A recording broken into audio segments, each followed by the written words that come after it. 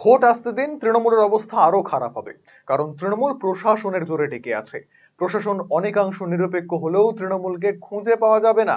শনিবার কলকাতা নিউ টাউনের সাংবাদিক সম্মেলনে এমনই বক্তব্য করলেন বিজেপি রাজ্য সভাপতি সুকান্ত মজুমদার। তৃণমূলের ভোট আসতে দিন, অবস্থা আরো দিন থেকে দিন খারাপ হতে থাকবে। তৃণমূল শুধুমাত্র প্রশাসনের জোরে টিকে আছে। প্রশাসন যদি 50 থেকে 60% নিরপেক্ষ হয়ে যায়, তাহলে পরে তৃণমূল কংগ্রেসকে আর মাটিতে খুঁজে পাওয়া যায়।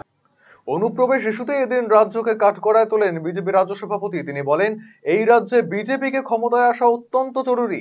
তৃণমূলের মদতে উন্মুক্ত সীমান্ত দিয়ে ক্রমাগত অনুপ্রবেশ ঘটছে রাজ্যে, যার ফলে শুধু রাজ্যে নয়, দেশের ডেমোগ্রাফিও পরিবর্তন হচ্ছে।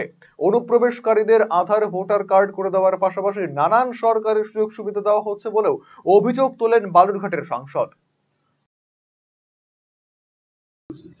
বিজেপির জন্য বাংলায় ক্ষমতায় আসাটা এই জন্য জরুরি, এই বাংলাকে ব্যবহার করে, এই বাংলার মাটিকে ব্যবহার করে তৃণমূল কংগ্রেসের প্রশ্রয়ে গোটা দেশের ডেমোগ্রাফি তথা বাংলার ডেমোগ্রাফিকে পরিবর্তন করা শুরু হয়ে গেছে। বাংলার ডেমোগ্রাফি অনেকটা পরিবর্তিত হয়ে গেছে, এবার রেস্ট অফ দ্য ইন্ডিয়া অর্থাৎ গোটা দেশের ডেমোগ্রাফিকে পরিবর্তন করার চেষ্টা করা হচ্ছে। বাংলায় যেভাবে অনুপ্রবেশ হচ্ছে এবং সেই অনুপ্রবেশকারীদের ভোটার লিস্টে নাম তুলে দেওয়া, আধার কার্ড করে দেওয়া বা তার সাথে অন্যান্য সরকারি সুযোগ সুবিধা পাইয়ে দেওয়া, সরকারি চাকরি পর্যন্ত দেওয়া হয়ে গেছে, আপনারা নিশ্চয়ই দেখেছেন। এর মধ্য দিয়ে তৃণমূল কংগ্রেস বাংলার ডেমোগ্রাফিকে অনেকটা পরিবর্তিত করে ফেলেছে। সেই জন্য এই 26-এর লড়াই শেষ লড়াই, এবং এই লড়াই আমাদের সকলকে ঐক্যবদ্ধ হয়ে লড়তে হবে। অন্যদিকে এদিন রেলের উন্নয়ন নিয়েও রাজ্যকে আক্রমণ শানান সুকান্ত মজুমদার। তিনি বলেন, গোটা রাজ্যে মেট্রো প্রকল্প বাদে 61টি রেল প্রকল্পের কাজ থমকে রয়েছে জমি জটের কারণে।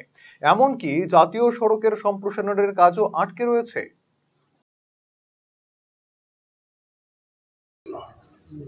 গোটা রাজ্যে 61খানা রেল প্রজেক্ট এই মুহূর্তে, মেট্রো বাদ দিয়ে বলছি, 61খানা rail project due to land acquisition problem have been stalled, অর্থাৎ 61খানা রেল প্রকল্প স্তব্ধ হয়ে আছে জমি অধিগ্রহণ সংক্রান্ত সমস্যা।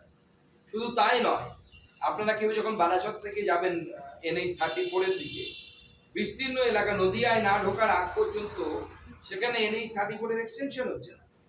এদিন দেশের আর্থিক অগ্রগতি দ্রুত গতিতে এগিয়ে চলেছে বলে দাবি করেন বিজেপি রাজ্য সভাপতি। একটি উল্লেখযোগ্য বিষয় আছে যে দারিদ্রতা কাকে মানা হবে, তো বিশ্বব্যাংক তার একটা ক্রাইটেরিয়া তৈরি করে দেয়, $3 পার ডে।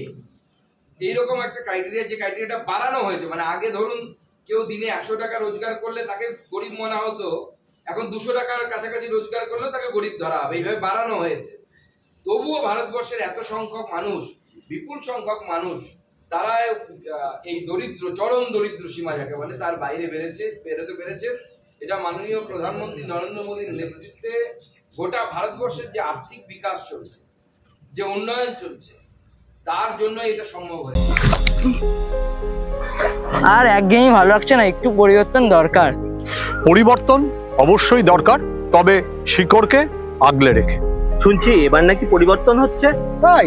কোথায় হচ্ছে পরিবর্তন? কিভাবে হবে পরিবর্তন? কে করবে পরিবর্তন? হ্যাঁ, আরসিটিভি সংবাদে আসতে চলেছে পরিবর্তন। কি পরিবর্তন জানতে নজর রাখুন আরসিটিভি সংবাদে।